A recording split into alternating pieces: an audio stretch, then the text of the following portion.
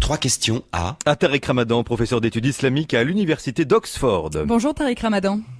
Bonjour. Après les caricatures danoises, le film hollandais Fitna, voilà un petit film de très mauvais goût, je pense qu'on est tous d'accord, qui embrase à nouveau les foules musulmanes, l'innocence des musulmans. S'ajoutent à cela les caricatures de Charlie Hebdo qui jettent de l'huile sur le feu.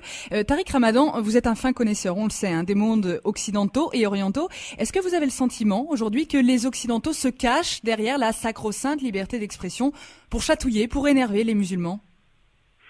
Non, je ne pense pas que ce soit les Occidentaux. Je pense que de la même façon que ceux qui réagissent d'abord, les salafis littéralistes et des populations qui sont mues par l'émotion, ne représentent pas la conscience musulmane contemporaine, de la même façon, c'est pas l'Occident.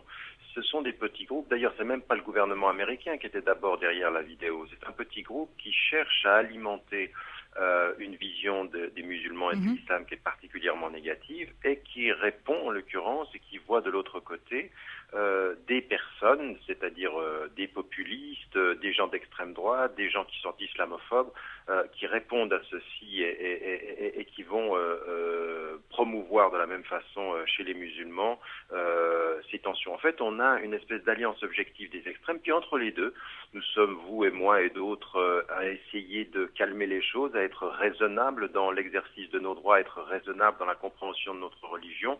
Puis vous avez Charlie Hebdo qui, chaque fois qu'il y a une controverse, surfe sur la vague pour des raisons vous et moi, Tariq Ramadan, on ne se connaît pas, mais je pense qu'on est d'accord sur l'idée de pacifier. Sur l'idée de pacifier les choses. Je termine juste ma question, mais vous le savez bien que les médias de part et d'autre, peut-être de la Méditerranée, peuvent monter en épingle certaines choses. Donc, est-ce que l'heure est vraiment à la pacification de ces crises ?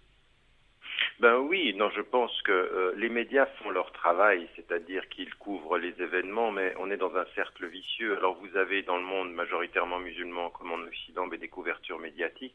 Vous avez surtout quelque chose qui est très très important qu'il faut comprendre aujourd'hui en Orient, parce que si vous regardez les États-Unis, la France ou la majorité dans les pays occidentaux, les Européens ou les Américains de confession musulmane, ils sont pas dans la violence, ils sont pas du tout dans la réaction émotive, ils ont plutôt calmé le jeu. Ça vient de sociétés dans lesquelles il y a plusieurs problèmes. Il y a des groupements littéralistes islamistes qui essayent de trouver leur place dans la nouvelle configuration et depuis 5-6 ans, ils sont installés dans le domaine politique. Donc eux, ils alimentent... Ce sont ces mouvements qui aujourd'hui galvanisent les foules en Syrie... en Égypte ou en Libye. Oui. Voilà, ça a commencé par eux, puis ensuite ça touche des populations dont il faut comprendre, encore une fois, que sinon on est pour la défense de la liberté d'expression, ce sont des populations qui ont 1000 frustrations, c'est-à-dire il n'y a pas de travail, il y a de la corruption. Justement, Tariq Ramadan, à chaque crise de ce genre, on nous ressort le fameux choc des civilisations, vous savez, qui avait été théorisé par l'américain Samuel Huntington il y a à peu près 30 ans. En fin de compte, est-ce que cette crise, c'est pas le choc entre une méconnaissance occidentale de ce qu'est la religion, de ce qu'est l'importance des symboles, c'est une question de respect, et de l'autre, une paranoïa aussi musulmane?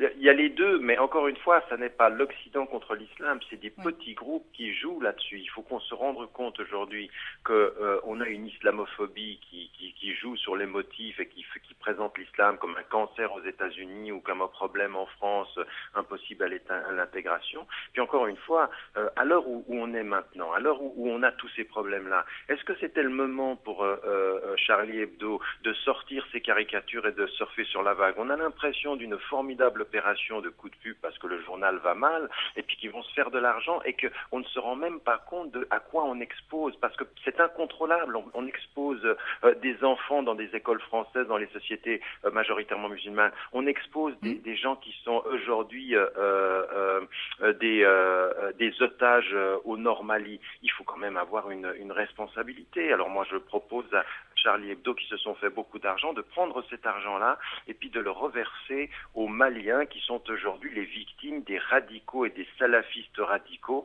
pour montrer leur solidarité. Qu'ils prennent l'argent et qu'ils le mettent là-bas plutôt que de se faire l'argent. Est-ce que vous n'avez pas l'impression, Tariq Ramadan, que ces peurs ont en fin de compte une fonction cathartique, c'est-à-dire de se libérer de peur et d'éventuelles haines de part et d'autre? dans ces groupes-là, c'est une évidence. Oui. Et puis il y a des agendas et des idéologies qui sont beaucoup plus perverses que ceci, parce que si certains se font de l'argent sur ces haines, d'autres établissent des politiques, c'est-à-dire des politiques identitaires, gagner des élections, gagner de l'argent. Ça, c'est une chose, raison pour laquelle il faut, quand je vous disais tout à l'heure, vous et moi, je parlais des citoyens qui essayent de comprendre, des êtres humains qui essayent d'être responsables, et qui, de ce point de vue-là, aujourd'hui, doivent cesser de laisser la place, et dans les médias, et dans le public, à des paroles et à des propos qui sont des extrêmes, qui sont haineux, qui sont dans le conflit. Il faut qu'aujourd'hui, on ait des citoyens qui sont ouverts à ceci, qui ne transigent pas sur les principes. Encore une fois, moi, je ne suis absolument pas pour qu'on ajoute des lois qui soient des lois restrictives en matière de liberté de pensée, et je ne suis absolument pas pour laisser la place libre à des musulmans qui ont une vision réductrice et polarisée. Il faut aujourd'hui que des responsables prennent la parole. J'ai lancé un appel à la conscience musulmane contemporaine pour qu'on parle, pour qu'on dise que ceci n'est pas possible dans le calme, en ignorant ceux qui attaquent bêtement, et puis en construisant avec ceux qui réfléchissent un peu plus profondément. Tariq Ramadan, vous êtes actuellement au Qatar, l'Émirat, dans cette partie du monde peut-être un peu plus riche que d'autres pays arabes. Est-ce que les caricatures du prophète donc sont ressenties de la même manière ?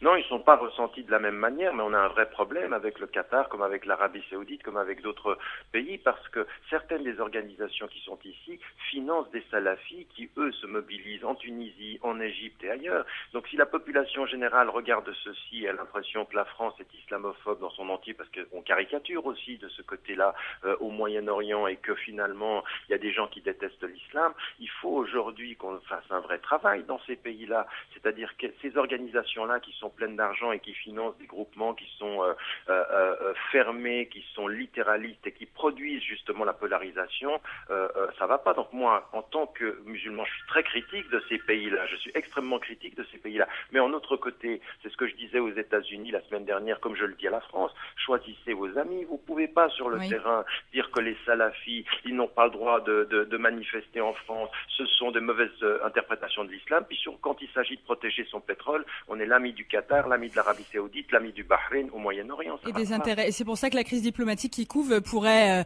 déranger un tout petit peu les intérêts français. Juste pour prendre un tout petit peu de recul sur une question, Tariq Ramadan, on le sait, vous êtes muet par une spiritualité, comme peuvent l'être beaucoup d'auditeurs de Radio Monaco au moment où on parle. Vous êtes aussi un intellectuel. Pourquoi, à votre avis, la religion, la croyance, la foi peuvent déranger certaines personnes ? Pourquoi la religion, la foi, cristallise des haines, des incompréhensions ? Mais parce que la foi dans toutes les religions, c'est vrai pour toutes les traditions religieuses monothéistes et même les spiritualités, quand vous touchez à ce qui est le sens de la vie, vous savez, vous touchez à des populations qui vivent dans la pauvreté, la corruption, pas d'emploi, et ce qui les fait vivre, c'est le sacré. Alors évidemment que quand le sacré fait vivre et qu'on se sent attaqué dans ce qui est sacré, qui nous permet de vivre, l'émotion réagit, raison pour laquelle il faut, avec son intelligence, protéger le sens de sa vie et pas réagir à ceux qui attaquent. Donc la religion, elle peut être un facteur de pacification comme un facteur de conflit, ça dépend comment on l'approche. Mais il faut pour cela éduquer les gens. Il faut une foi éduquée, pas une foi émotionnellement aveugle.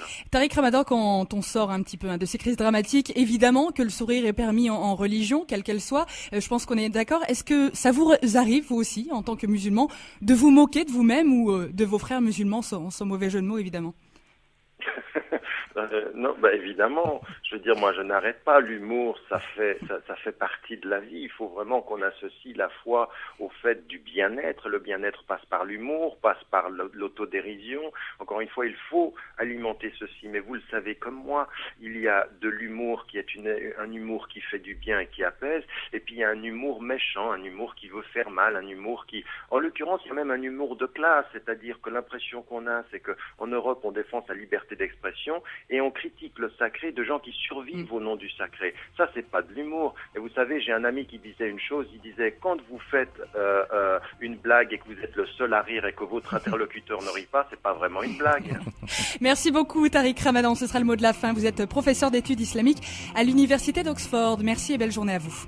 Merci, au revoir. Merci, bonne journée. 8h46. 3 questions à